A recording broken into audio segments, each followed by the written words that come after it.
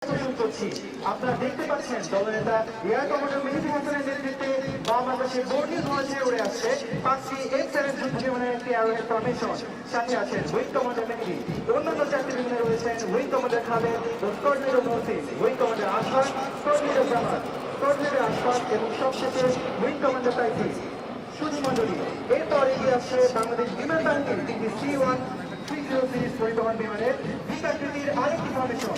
এই বিমানগুলো সাধারণত যুদ্ধকালীন সময়ে ভূমিতে ছত্রিশ সেনা অবতরণ, আকাশ থেকে ভূমিতে বোমা বর্ষণ এবং শান্তিকালীন সময়ে যাত্রী ও মালামাল পরিবহনে ব্যবহৃত হয়ে থাকে।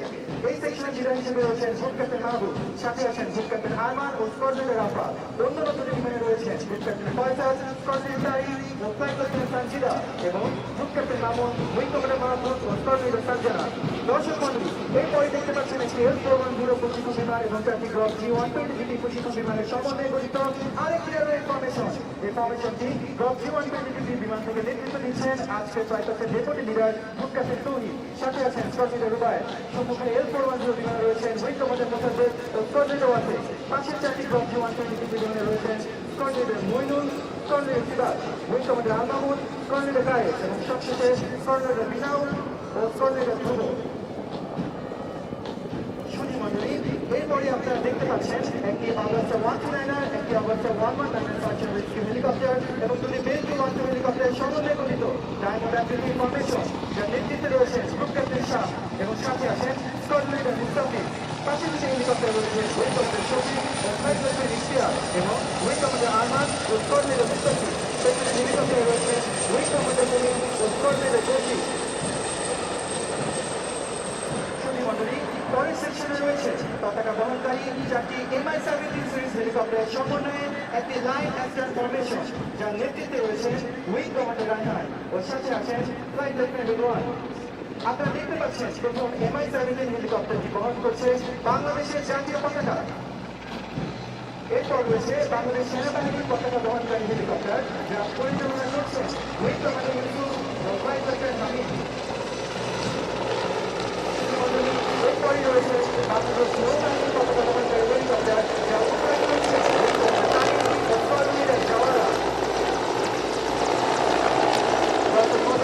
সবশেষে দেখতে পাচ্ছেন বাংলাদেশ পতাকা বহনকারী Mi-17 হেলিকপ্টার, যা অপারেট করছেন উইং কমান্ডার ওয়াহিদ ও স্কোয়াড লিডার আহমেদ।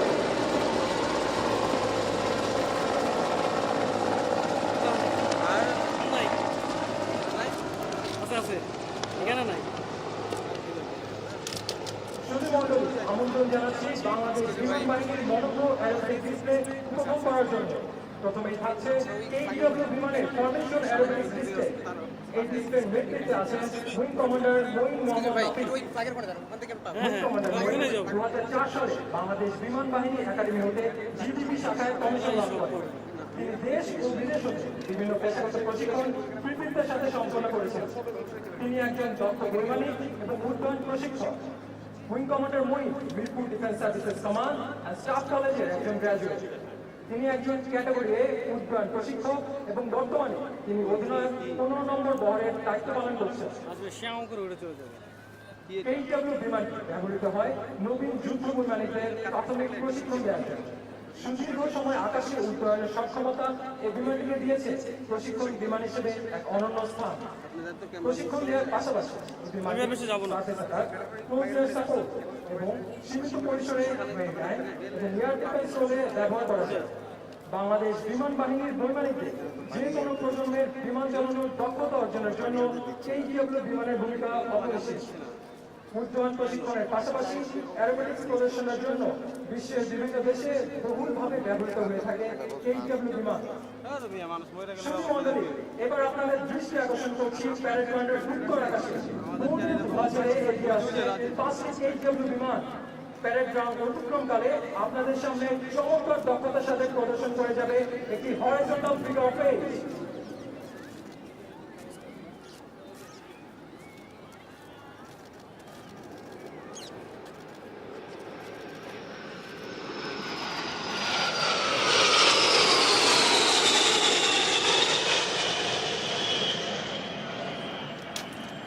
দর্শক মন্ডলী, আপনারা দেখতে পাচ্ছেন উইং কমান্ডার মহিনের নেতৃত্বে বহুদিন ধোঁয়া ছেড়ে 5টি KTW বিমানের সমন্বয়ে গঠিত একটি 5 সুপার অ্যারোহেড ফরমেশন প্রদর্শন করছে হরাইজন্টাল ফিগার অফ 8।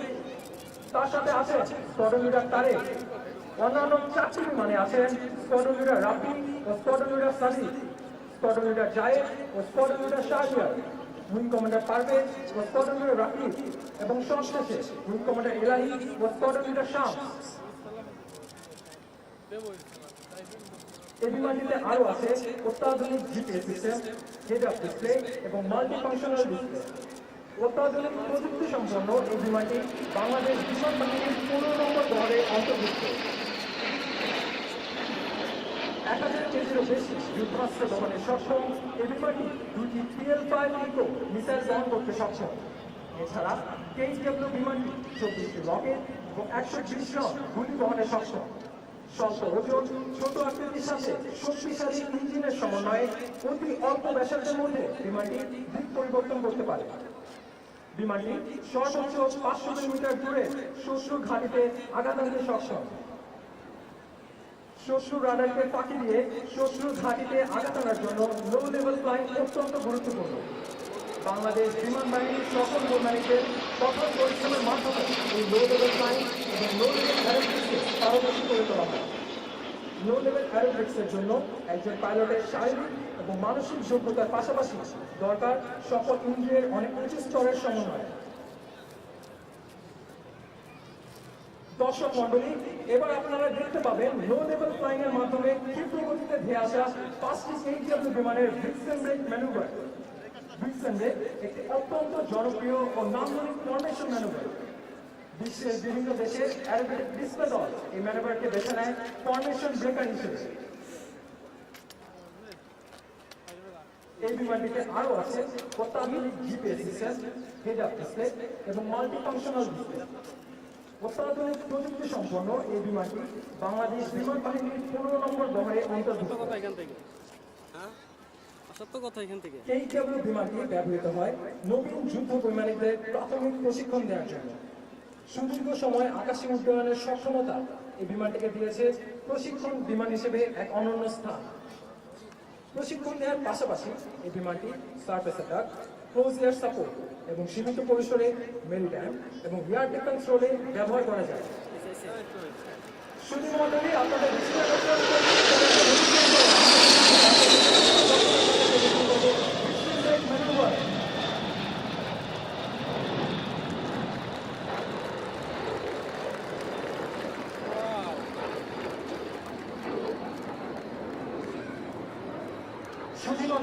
অল্প কিছুক্ষণের মধ্যেই জাতীয় প্যারেড স্তরে উপস্থিত হবে আধুনিক বিশ্বের অন্যতম পরীক্ষিত এবং যুদ্ধক্ষেত্রে বহুমুখী ভূমিকায় নিয়োজিত 4th জেনারেশন ফাইটার MiG-29 যুদ্ধ বিমান। পশ্চিমা বিশ্ব সমস্যার পৃথিবীতে ঈশ্বরীয় এই MiG-29 যুদ্ধ বিমান ডগ ফাইটে বিশ্বের যে কোনো যুদ্ধ বিমানকে পরাস্ত করতে সক্ষম। আজকে MiG-29 বিমানটির পাইলট হিসেবে রয়েছেন গ্রুপ ক্যাপ্টেন মোহাম্মদ রুহুল আমিন কাদরি এবং তার সাথে আছেন মোহাম্মদ গ্রুপ ক্যাপ্টেন কাদরি বাংলাদেশ বিমান বাহিনীতে জিডিপি ব্রাঞ্চে কমিশন লাভ করেন। তিনি বর্তমানে বিমান সাগরের পরিকল্পনা পরিদপ্তরে কর্মরত আছেন। শুধু মন্ডলী আপনাদের দৃষ্টি আকর্ষণ করছি উত্তর আকাশে মহামান্য রাষ্ট্রপতিকে ফ্লাইং স্যালুট প্রদর্শনের জন্য এগিয়ে আসছে MiG-29 যুদ্ধ বিমান। প্রথাগতভাবে একে নাইট ম্যানুভার বলা হয়। শুধু মন্ডলী এবারে দেখবেন flying salute to the chief guest.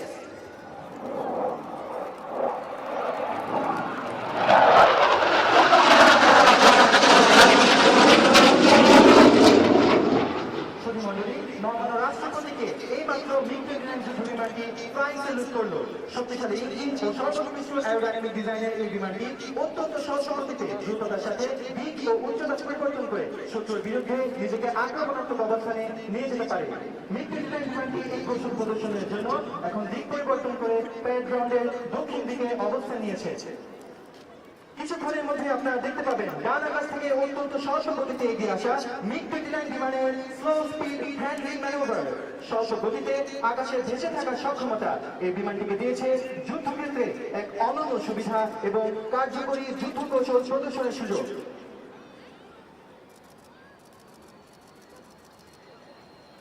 সুধীমণ্ডলী MiG-29 বিমানটি প্রদর্শন করছে স্লো স্পিড হ্যান্ডলিং ম্যানুভার।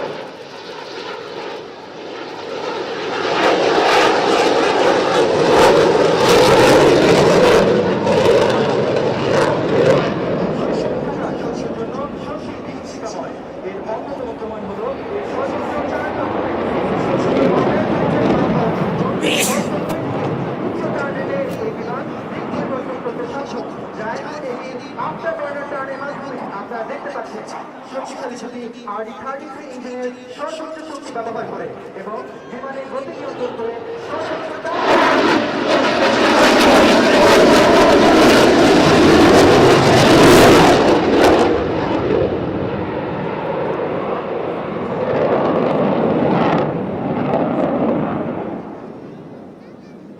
সুন্দরী আপনারা দেখতে পাচ্ছেন আফটার বার্নার টার্ন প্রদর্শনের পর মিগ-29 বিমানটি অবস্থান নিচ্ছে প্যারেড গ্রাউন্ডের দক্ষিণ প্রান্তে ইনভার্টেড ফ্লাইট প্রদর্শনের জন্য। ইনভার্টেড ফ্লাইট পরিচালনা করতে প্রয়োজন হয় পাইলটের সকল ইন্দ্রিয়র অনেক উঁচু স্তরের সমন্বয়।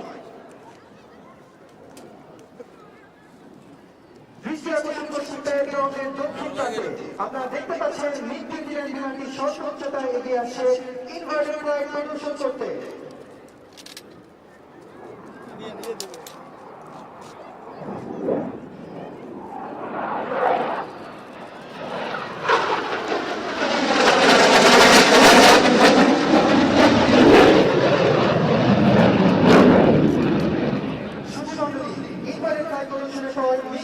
বিমানটি এখন অবস্থান নেবে প্যারেড গ্রাউন্ডের উত্তর পশ্চিম প্রান্তে আজকে চূড়ান্ত প্রদর্শনীর জন্য।